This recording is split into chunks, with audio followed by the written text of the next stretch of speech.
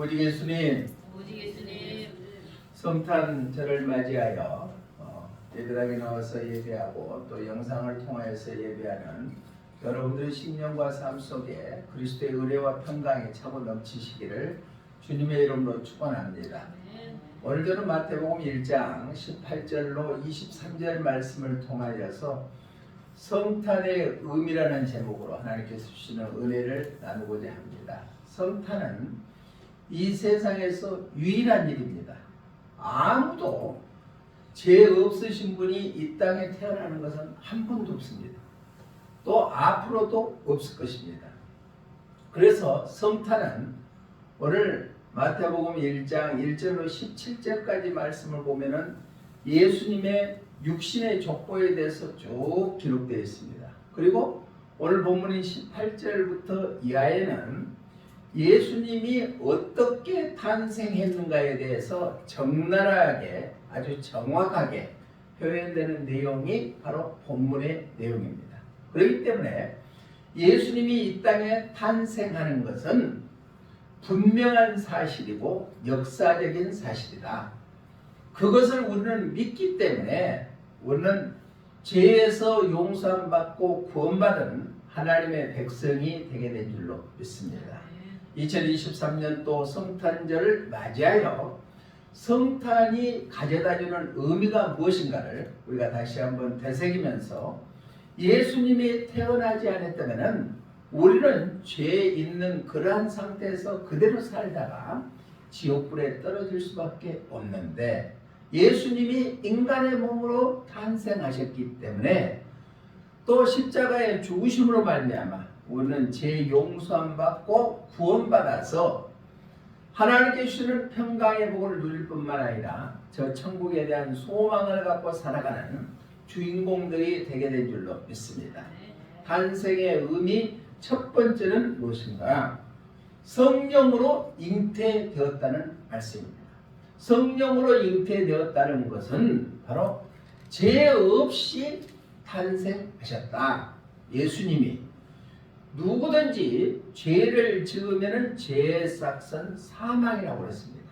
죽음을 맞이할 수밖에 없습니다. 그러나 예수님은 하나님 자신이시면서 죄 없으신 분이 인류를 구원하기 위해서 이 땅에 오셨다. 우리 본문 20절 말씀 한번 읽어봅니다. 시작. 이 일을 생각할 때 주의 사자가 현몽하여 이르되 다시 자손 요셉아 내 아내 마리아 데려오기를 무서워하지 말라. 그에게 잉태된 자는 성령으로 된 것이라. 뭐라고요? 성령으로 된 것이라.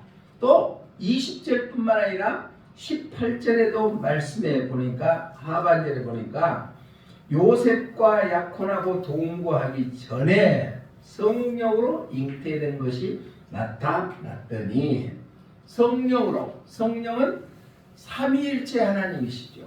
그러니까 예수님이 육신의 몸으로 이 땅에 오시는 것은 성령으로 잉태되었다. 하나님으로 말미암아 잉태되었다는 얘기예요. 성령으로, 의로라는 성경의 원의 뜻을 보면은 근원이라는 뜻입니다. 그러니까 하나님이 근원되어서 예수님이 육신의 몸으로 이 땅에 태어나게 되었다. 그분은 죄가 없으신 분이다. 본문의 23절의 말씀을 보니까 마리아의 처녀의 몸에서 잉태됐다. 처녀라는 단어는 남자를 알지 못하는 자가 처녀죠. 그러니까 성령으로 죄 없으신 분이 탄생했다는 의미를 나타내고 있습니다. 성경 곳곳에서는 예수님이 죄 없다고 말씀하고 있는데 히브리 기자는 히브리서 4장 15절의 말씀 보면 예수님은 죄 없으신 분이라고 말씀하고 있습니다. 히브리서 4장 15절 한번 읽어봅니다. 시작. 우리에게 있는 대제사장은 우리의 연약함을 동정하지 못하실 리가 아니요 모든 일에 우리와 똑같이 시험을 받으신 이로되 죄는 없으시니라. 아멘. 예수님은 죄가 있다 없다? 없으신 분으로 분이신데 성령으로 태어나셨다. 또 베드로 사도도 베드로전서 2장 22절 말씀에 보니까 이렇게 말씀하고 있습니다. 베드로전서 2장 22절 말씀 시작. 그는 죄를 범하지 아니하시고 그 입에 거짓도 없으시며. 누가? 예수님은 죄를 범하지 아니하시고 그 입에 거짓이 없으신 분이 예수님이시다. 또한 요한사도 요한일서 3장 5절의 말씀에 보면은 이렇게 말씀하고 있습니다. 시작. 그가 우리 죄를 없애려고 나타나시는 것을 너희가 아나니 그에게는 죄가 없느니라. 이 세상에 죄 없는 사람은 아무도 없죠. 왜? 태어날 때보다 죄인으로 태어났기 때문에 다 죄가 있는데 누구만 죄가 없으신 분이라고요? 예수님만 죄 없으신 분이다. 그렇기 때문에 우리의 죄를 담당해서 십자가에 죽으심으로 우리를 죄 용서케 해주신 분이 바로 예수님이시다. 찬송가 476장 4절의 가사에 보니까 이런 가사가 있습니다. 시작. 죄 없으신 우리 주님 이 땅 위에 내려오사 우리 위에 대신 죽은 그 사랑을 찬양하세. 우리는요 예수님이 탄생했다는 것을 그저 무의미하게 받아들일 것이 아니라 죄 없으신 분이 이 땅에 오셔서 우리를 사랑하셔서 대신 우리의 죄값을 치르기 위해 십자가에 죽으신 것이 십자가의 사랑인 줄로 믿습니다. 예수를 믿는 사람들이 십자가의 그 사랑을 알지 못하고 살아간다면 그것은 맹탕이나 다름이 없다는 것입니다. 바로 예수님이 우리의 죄를 담당하시는 것은 죄가 없으시기 때문에 우리 죄를 담당하셨다. 세계 많은 사람들이 세계 4대 성인 중에 하나라고 예수님을 폄하하는 사람들도 있죠.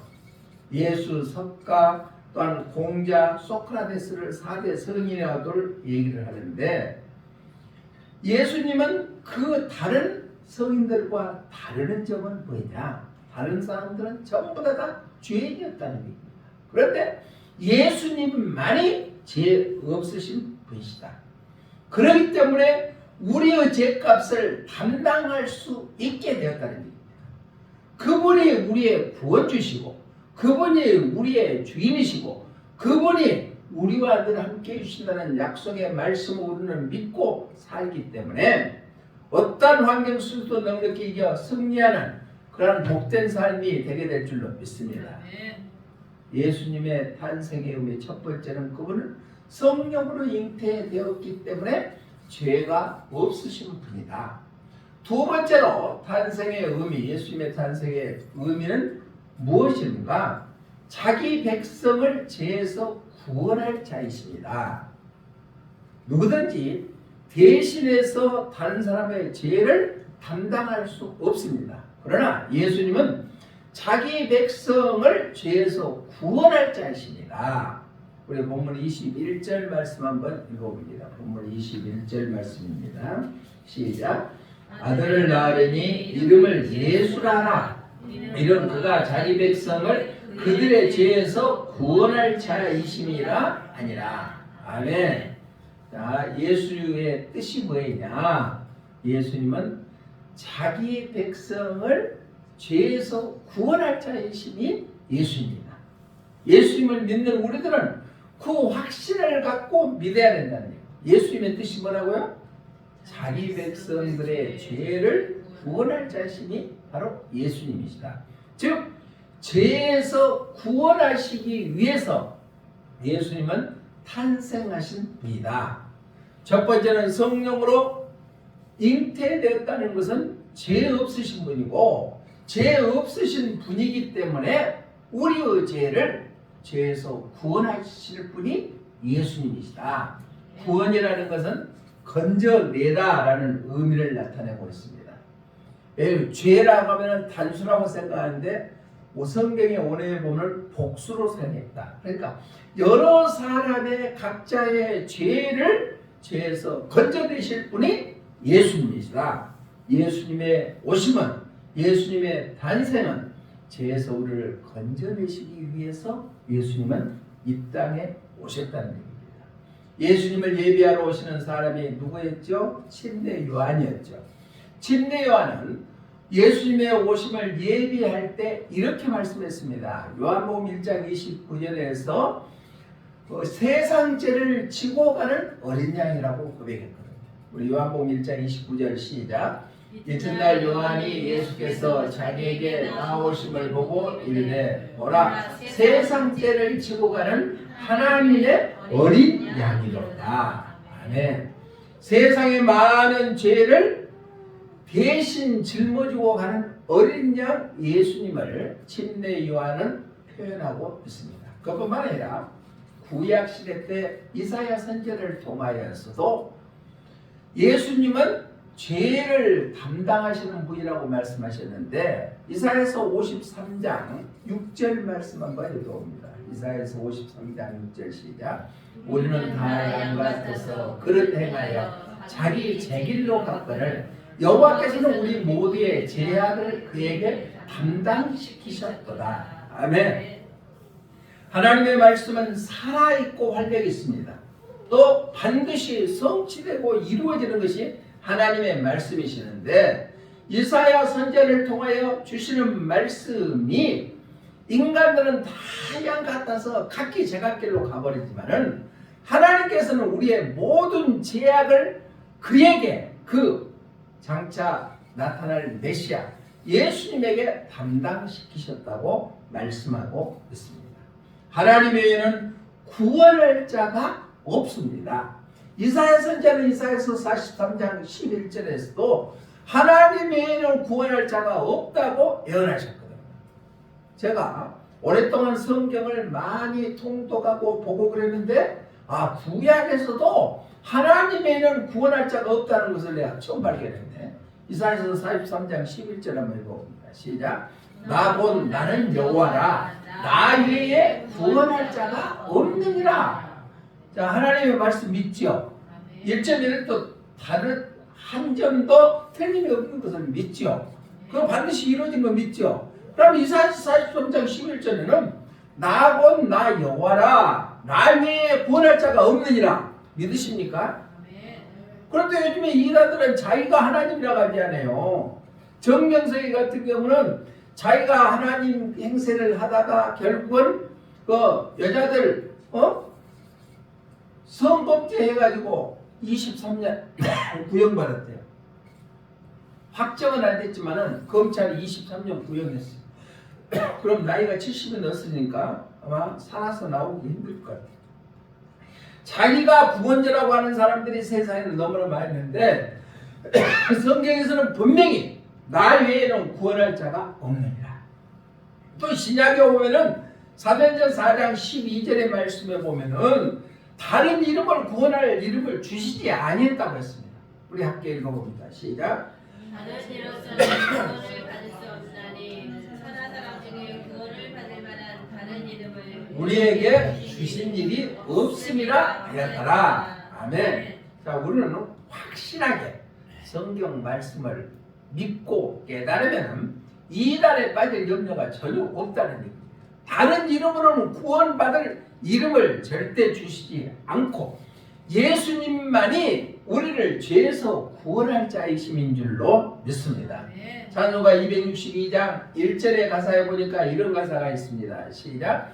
날 구원하신 예수님 영원히 찬송하겠네. 저 죄인 어서 주께 와 제사유 하심 받으라. 아멘. 나를 구원하신 예수님을 영원히 찬양할 수 있는 우리의 믿음이 되시기를 주님의 이름으로 부탁을 드립니다. 올해는 참 여러 가지로 힘든 다사다난했던 한 해였죠. 우리의 정치가 요동을 치는 한 해였습니다. 국민의힘은 벌써 비대위를 2번이나 했는데 비대위원장으로 나이 50살 되는 어느 전 법무부 장관을 비대위원장으로 선정하지 않는가. 야당의 대표는 사법 리스크에 의해서 여러 가지로 힘들지 않는가. 또 여당의 대표했던 사람이나 야당의 전 대표했던 사람이 신당 창당을 한다고 하지는 않는가. 또 세계적인 행사인 새만금 잼버리 대회가 중간에 철수하고 취소하고 철수하는 일들이 있지 않았는가.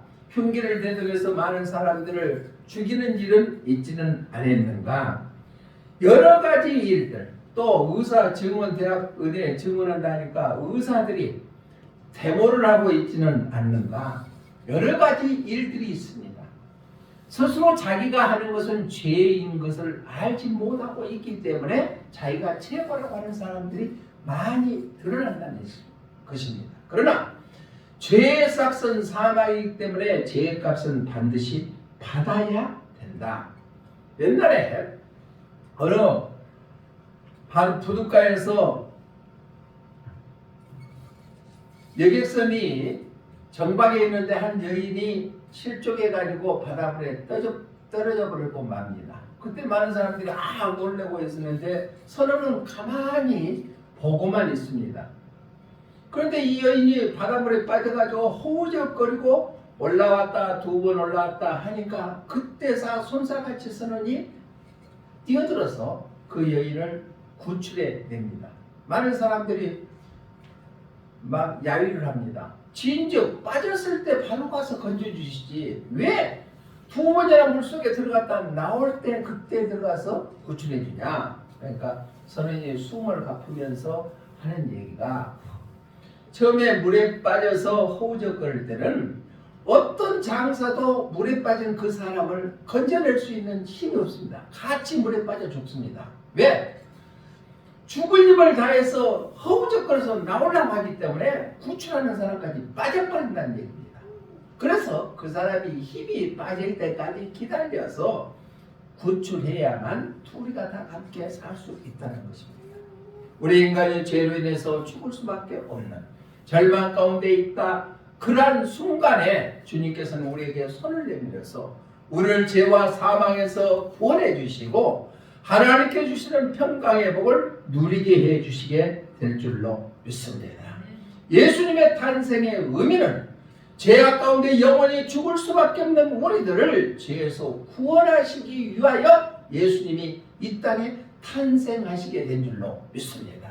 2023년도 성탄절을 맞이하여 예수님의 탄생의 의미는 바로 성령으로 잉태되었다. 죄 없으신 분이 태어나셨다.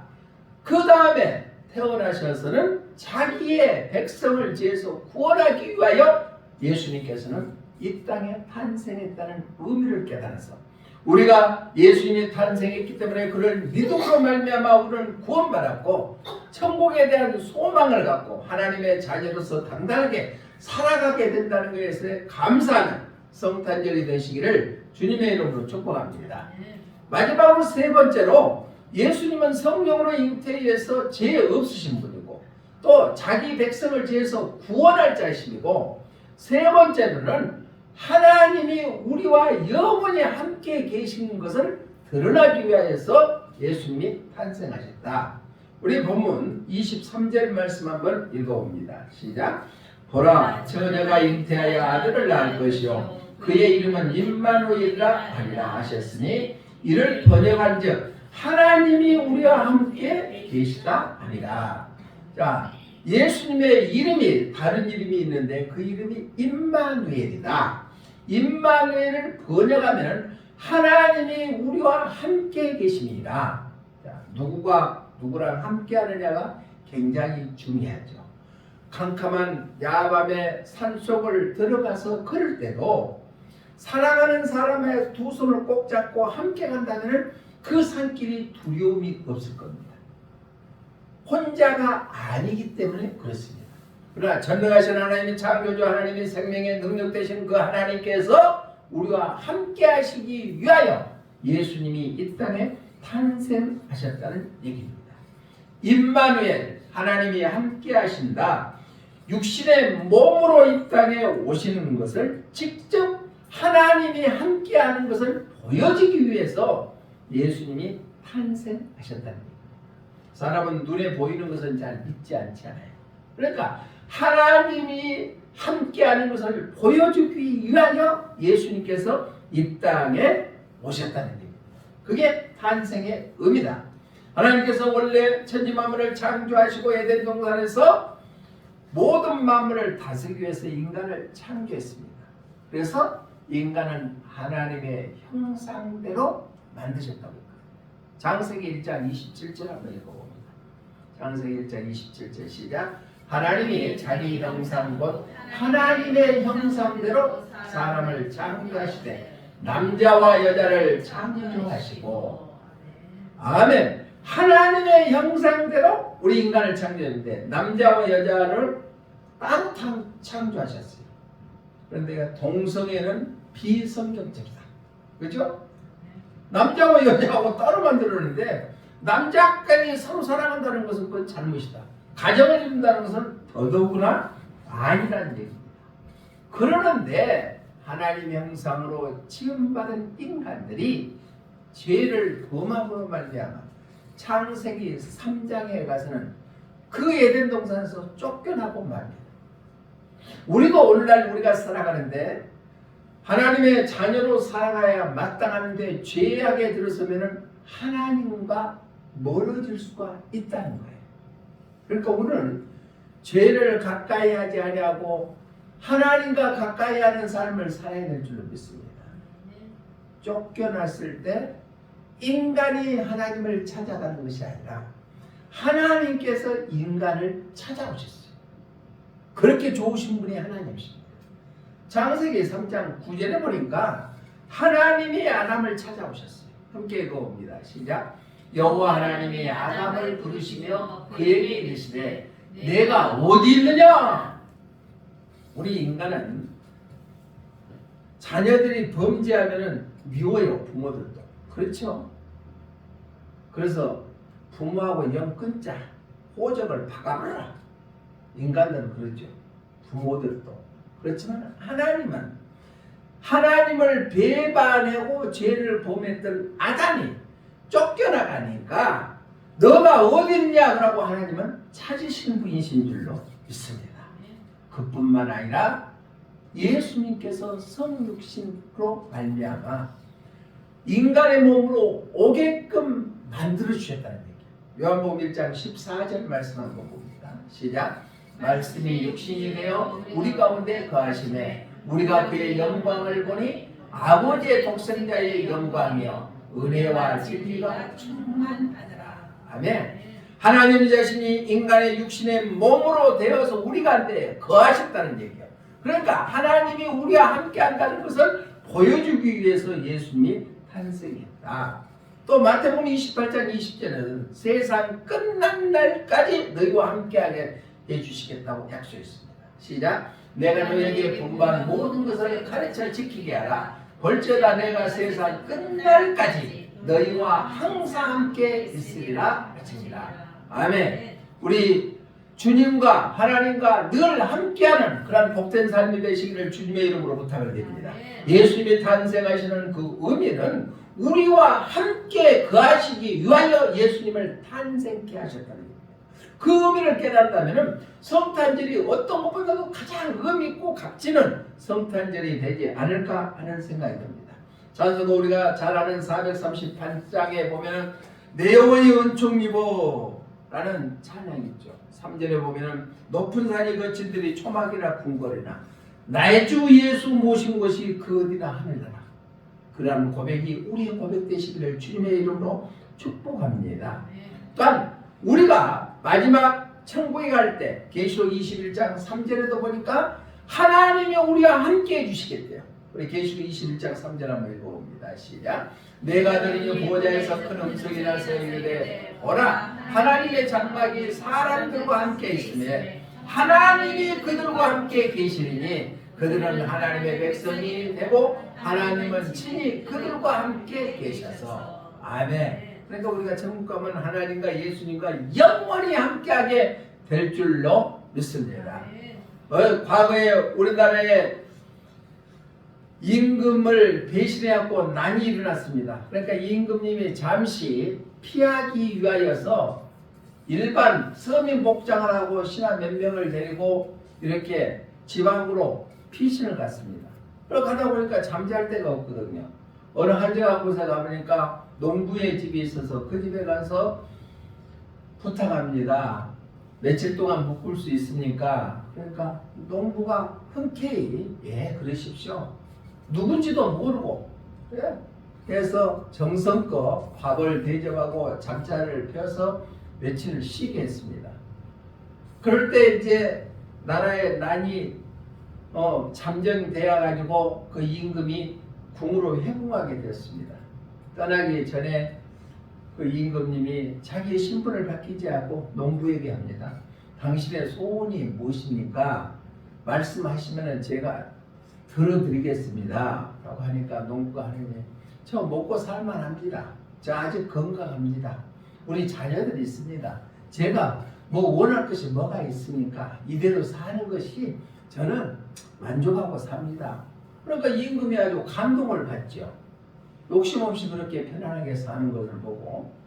그렇지만 왕이 생각하기에 그 착한 농부에게 뭔가를 해주고 싶은 생각이 들어서 다시 한번 제가 말씀드립니다. 며칠 동안 편히 쉬고 와서 내가 꼭 소원을 들어드리고 싶습니다. 라고 하니까 농부가 그러면은 내가 몇 달 후에 한갑입니다.